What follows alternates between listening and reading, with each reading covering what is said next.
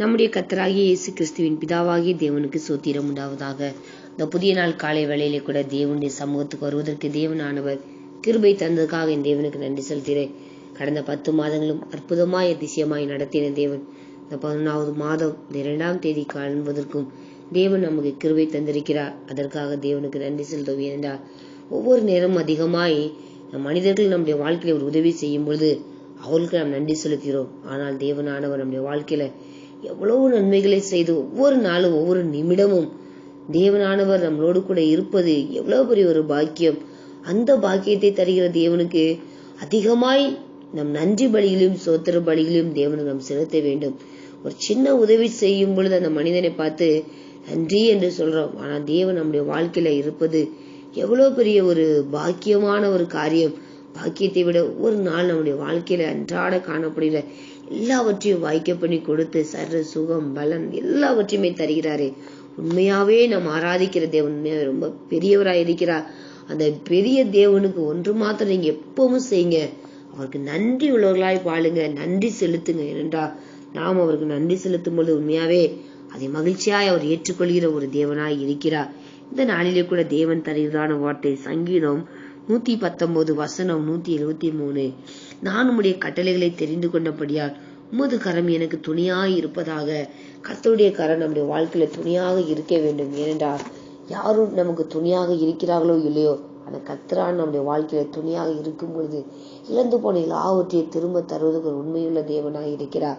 அநேக நேரம் அநேக மனிதர்கள் திருமண காரியத்திலும் சரி மற்றவற்றிலும் சரி துணையாய் இருப்பேன் என்று சொல்லி வாக்குறுதிகளை கொடுப்பார்கள்.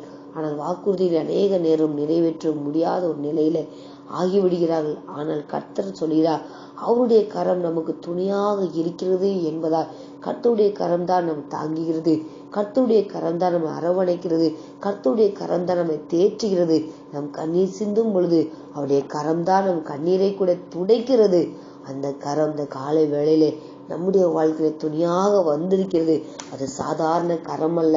அந்த கரம் நமக்காக 2 கரங்களிலும் ஆணி அறையுண்ட ஒரு கரம், நமக்காக அடிகளைப்பட்ட கரம், நமக்காக அவமானத்தை ஏற்ற ஒரு தேவன், நமக்காக இம்மட்டும் உயிரோடு இருக்கிற ஒரு பிதாவாகிய ஒரு தேவனாய் நம்மளோடு கூட இருக்கிற பரிசுத்த ஆவியானவர் என்றும் நம்மளை விட்டு விடாதபடி கைவிடாதபடி அவரே நமக்கு துணையாக இருக்கிற ஒரு தேவனுடைய கரம் நமக்கு துணையாக இருக்கிறது.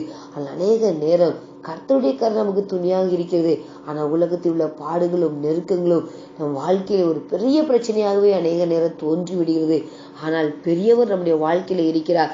பெரியவரா பெரிய பிரச்சனையா என்று சொல்லி பார்க்கும் பொழுது பெரிய பிரச்சனை ஒன்றுமே கிடையாது. தேவனுடைய பார்வையில அது ரொம்ப லேசான ஒரு காரியம்தான். ஆனால் பெரியவர் நம்முடைய வாழ்க்கையில இருப்பது எவ்வளவு ஒரு மேன்மை.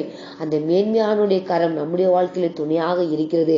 அவருடைய கரத்திலே நம்மளை வரைந்து வைத்திருக்க உள்ளங்கையிலே உன்னை வரைந்து வைத்திருக்கிறேன் என்று சொல்லி இருக்கிறார். அப்போ எவ்வளவாய் நம் மீது ஒரு அன்பு கூறுகிற ஒரு தேவனாய் இருக்கிறார்.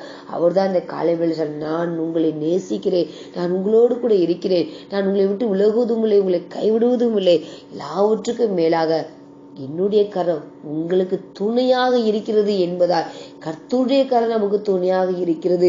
கர்த்தருடைய கரம் நமக்கு துணையாக இருந்து இம்மட்டும் வழி நடத்தினார். அதற்கு நாம் நன்றி செலுத்துவோம்.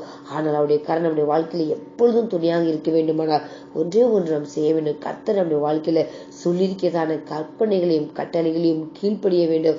அவர் சொல்லதான எல்லாவற்றுக்கும் நம்முடைய செவிகளை சாய்த்து கர்த்தாவே நீங்க என்ன சொல்றீங்களோ அதை நான் கேட்டு நடக்கிறேன் என்று சொல்லி அவருடைய சித்தத்துக்கு நாம் அர்ப்பணிக்கும் பொழுது இன்னும் கர்த்தர் நம்முடைய வாழ்க்கையில துணையாக இருந்து மேன்மையை தந்து ஆசீர்வாதத்தை தந்து நடத்துகிற தேவன். அநேக நேரம் நாம் அவருடைய வார்த்தைக்கு கீழ்ப்படியாமல் போயிருப்போமே. ஆனால் இந்த காலை வேளை தேவனே உம்முடைய வார்த்தைக்கு உம்முடைய சத்தத்துக்கு உம்முடைய கட்டளைகளுக்கும் நான் கீழ்ப்படியாமல் ஏதாவது தவறுகள் செய்திருப்பேன். என்னை நீங்க மன்னித்து இந்த நாளிலிருந்து என்னை உடைய கரத்துல அர்ப்பணிக்கிறேன். நீங்க எனக்கு துணையாக இருந்து என்னை நீங்க வழிநடத்துங்க. ஏனென்றால் ஆபத்து வரும், பிரச்சனை வரும், போராட்டம் எந்த நேரத்துல எப்படிப்பட்ட சூழ்நிலைகள் வருகிறது என்று சொல்லி யாருக்குமே தெரியாது. நான் வீட்டுலதான் இருக்க அப்ப பாதுகாப்பாக இருப்பேன் என்று சொல்லி கூட நாம் நினைக்க முடியாது. நாம் செய்கிற வேலைகள் எல்லாவற்றிலுமே ஒரு ஆபத்து வருகிறது, விபத்து வருகிறது. ஆனா இது எல்லாவற்றுக்கும் கர்த்தருடைய கரம் நமக்கு துணையாக இருக்கும் பொழுது கர்த்தர் நம் அனைவரையும் பாதுகாக்கிற ஒரு தேவனாய் இருக்கிறார். அவரை நோக்கி நாம் பார்ப்போம், அவருக்கு நன்றி சொல்லணும். முதலாவது சொன்னதை போல, அப்பா உம்முடைய கரம் எனக்கு துணையாக இருப்பதற்காக உமக்கு நன்றி என்று சொல்லி அவரை நாம் சார்ந்து வாழ்வோம். உன்னை நோக்கும் எதிரியின் கண்ணில் முன்பில் பதறாதே, கண்மணி போல் காக்கும் கரங்களில் உன்னை மூடி மறைத்தாரே, கண்மணி போல் காக்கும் கரங்களில் உன்னை மூடி மறைத்தாரே.